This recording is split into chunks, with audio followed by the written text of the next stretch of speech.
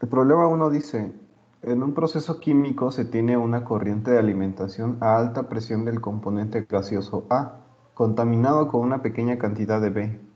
Primero se mezcla con una corriente de recirculación constituida principalmente por A y entra a un reactor donde tiene lugar una reacción exotérmica para formar C a partir de A. La corriente se enfría para separar por condensación el componente C y se pasa a través de una válvula hasta una unidad de evaporación instantánea. Aquí se evapora la mayor parte de A que no reaccionó y el contaminante B, dejando un C bastante puro que se extrae como corriente líquida. Parte de la recirculación se elimina para evitar que se acumule B en el sistema y el resto se represuriza en un compresor y se mezcla, como se dijo antes, con la corriente. Inciso A, elabora un diagrama de entradas, salidas, proceso. Inciso B, elabora un diagrama de bloques del proceso.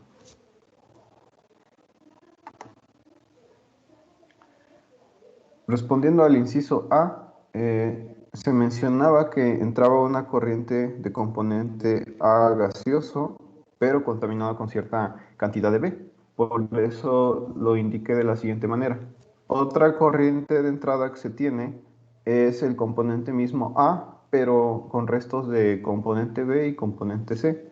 Esto parte del proceso de obtención del componente C en fase líquida, donde el componente C se obtiene únicamente a partir de A. Sin embargo, se observa que parte de los dos reactivos, uno está contaminado con cierta cantidad de B y el otro está contaminado con cierta cantidad de B y C para producir el producto C.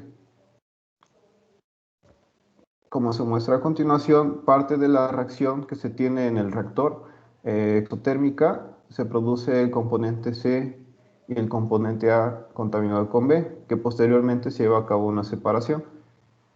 El producto C, que es el que buscamos, que no menciona el problema si está completamente puro, por eso se indica que trae parte de rastros del componente A y el componente B.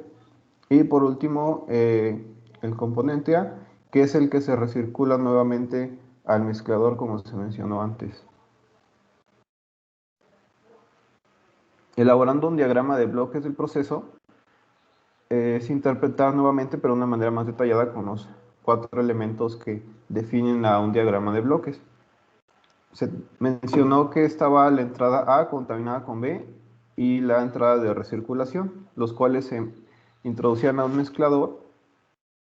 Se obtenía la mezcla precisamente y ingresaba al reactor, donde se llevaba a cabo una reacción exotérmica para posteriormente obtener esa reacción y poderla separar en el componente C, que es el de interés, contaminado con cierta cantidad de A y B, y el componente que irá a un retorno, a un reflujo al mezclador. Sin embargo, el problema menciona que no puede ir completamente eh, esa parte, ya que para evitar que se acumule B en el sistema y el resto, entonces se tiene que eliminar de cierta manera eh, parte de esa corriente.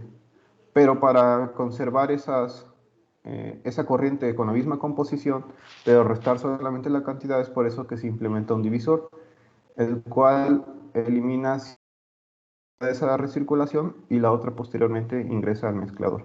Y esa sería la resolución del problema.